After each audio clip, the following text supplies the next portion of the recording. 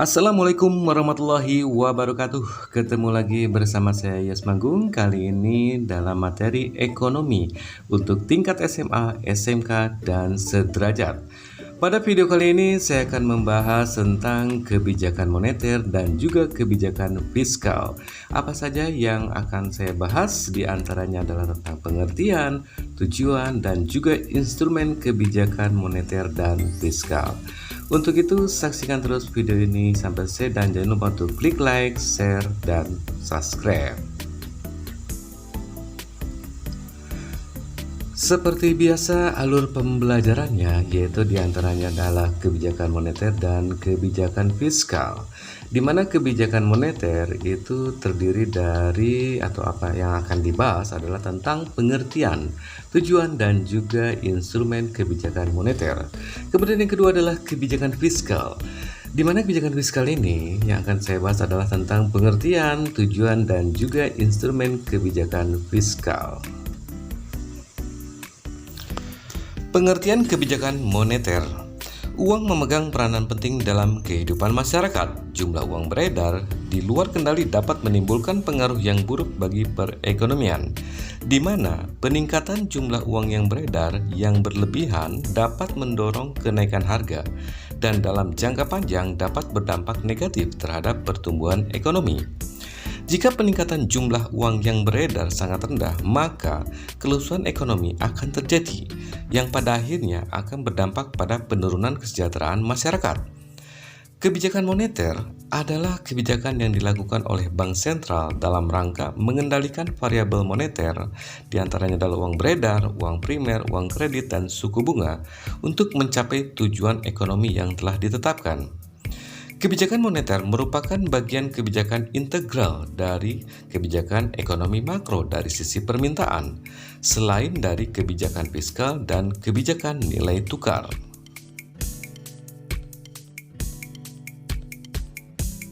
Secara umum dikenal dua jenis kebijakan moneter, yaitu yang pertama adalah kebijakan moneter ekspansif. Merupakan kebijakan moneter yang ditujukan untuk mendorong kegiatan ekonomi yang antara lain dilakukan melalui peningkatan jumlah uang beredar. Kemudian yang kedua adalah kebijakan moneter kontraktif. Merupakan kebijakan moneter yang ditujukan untuk memperlambat kegiatan ekonomi yang antara lain dilakukan melalui penurunan jumlah uang beredar. Di mana kebijakan makroekonomi dalam sisi permintaan yaitu adanya kebijakan moneter, kebijakan fiskal, dan juga kebijakan nilai tukar. Kemudian dalam sisi penawaran yaitu diantaranya adalah kebijakan perdagangan dan kebijakan sektoral yang pada akhirnya tujuan akhirnya adalah kesejahteraan masyarakat. Tujuan kebijakan moneter. Tujuan kebijakan moneter sebagaimana tercantum dalam Undang-Undang Nomor 23 Tahun 1999 Junto Nomor 3 Tahun 2004 Junto Undang-Undang Nomor 6 Tahun 2009 Pasal 7 tentang Bank Indonesia adalah untuk mencapai dan memelihara kestabilan nilai rupiah, di mana kestabilan rupiah mengandung dua aspek, yaitu yang pertama adalah kestabilan nilai mata uang rupiah terhadap barang dan jasa yang tercermin pada laju inflasi. Kemudian yang kedua adalah kestabilan nilai mata uang rupiah terhadap mata uang negara lain yang tercermin pada perkembangan nilai tukar. Secara operasional, pengendalian sasaran moneter tersebut menggunakan instrumen antara lain. Yang pertama adalah operasi pasar terbuka di pasar uang baik rupiah maupun valuta asing. Kemudian yang kedua adalah peningkatan tingkat diskonto. Yang ketiga, penetapan cadangan wajib minimum. Yang keempat adalah himbauan moral. Pengembangan perangkat moneter dan pengawasan secara efektif keadaan moneter yang stabil diperlukan.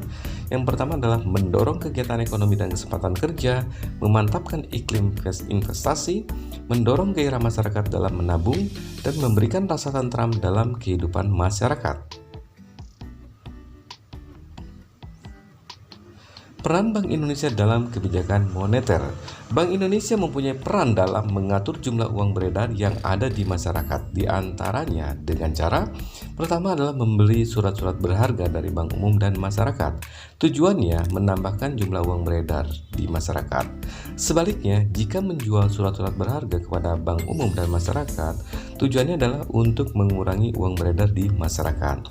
Kemudian yang kedua adalah menurunkan tingkat diskonto dan suku bunga pinjaman yang diberikan kepada bank umum menjadi lebih murah jika bank sentral menambah jumlah uang beredar di masyarakat. Kemudian yang ketiga adalah menaikkan tingkat cadangan minimal yang diwajibkan oleh bank sentral kepada bank umum jika bank sentral ingin mengurangi jumlah uang beredar. Kerangka kebijakan moneter. Pada umumnya, kerangka kebijakan moneter terdiri atas instrumen yang pertama adalah sasaran operasional, sasaran antara, dan sasaran akhir. Sementara itu, instrumen moneter adalah instrumen yang dimiliki oleh bank sentral yang dapat digunakan untuk mempengaruhi sasaran operasional yang telah ditetapkan. Beberapa instrumen yang digunakan antara lain adalah operasi pasar terbuka atau open market operation, dan cadangan wajib minimum atau reserve requirement, kemudian fasilitas diskonto, discount facility, dan himbauan moral atau moral suasion.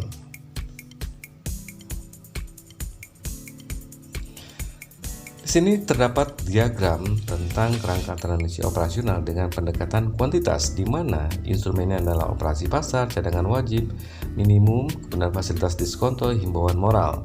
Sasaran operasional adalah uang primer, reserve bank, kemudian sasaran antara adalah besaran moneter dan juga suku bunga, dan sasaran akhir adalah stabilitas harga, pertumbuhan ekonomi, dan kesempatan kerja.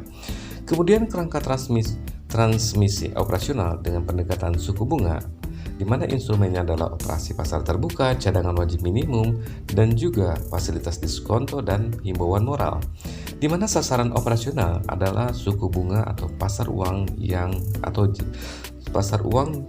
atau jangka pendek.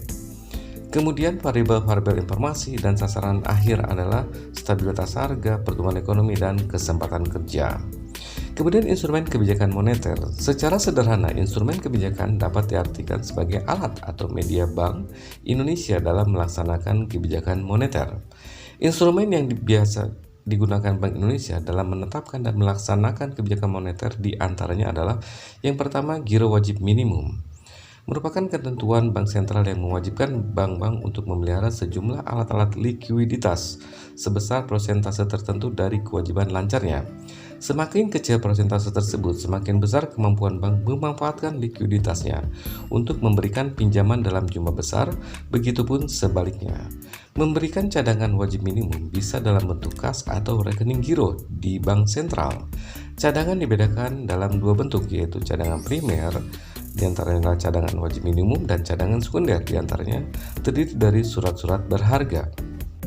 Di sini terdapat giro wajib minimum, di mana giro wajib minimum jika dinaikkan itu nanti akan berdampak pada uang beredar berkurang, kemudian inflasi turun.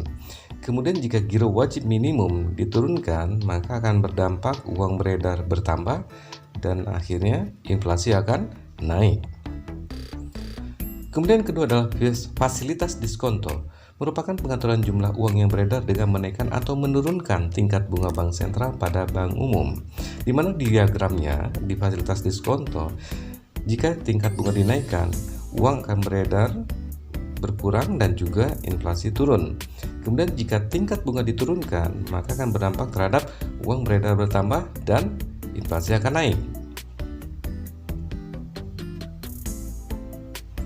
Kemudian yang ketiga adalah operasi pasar terbuka, merupakan kegiatan bank sentral dalam melakukan jual beli surat berharga jangka pendek dalam rangka mengatur jumlah uang beredar atau suku bunga jangka pendek.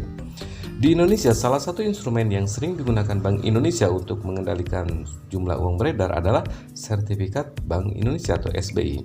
Kemudian yang keempat adalah moral suasion, merupakan pernyataan bank sentral yang bersifat mengarahkan dan memberikan informasi yang lebih bersifat makro.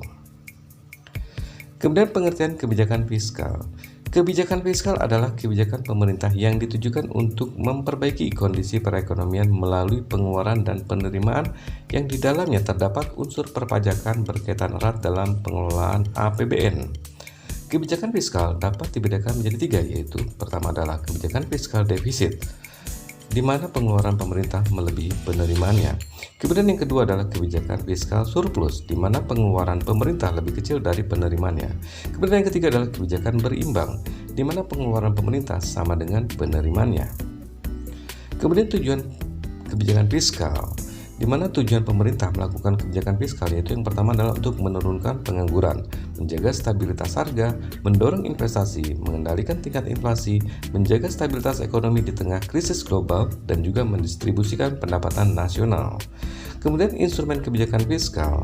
Instrumen kebijakan fiskal dapat dikelompokkan menjadi dua, yaitu kebijakan fiskal ekspansif atau perekonomian dalam kondisi lesu, di mana meningkatkan perekonomian dengan cara meningkatkan pengeluaran pemerintah, pembayaran transfer, mengurangi pungutan pajak. Kemudian yang kedua adalah kebijakan fiskal kontraktif atau perekonomian dalam kondisi tidak mampu memenuhi permintaan pasar, yaitu mengendalikan dengan cara menurunkan pengeluaran pemerintah, mengurangi pembayaran transfer, dan meningkatkan pungutan pajak. Demikian, semoga bermanfaat.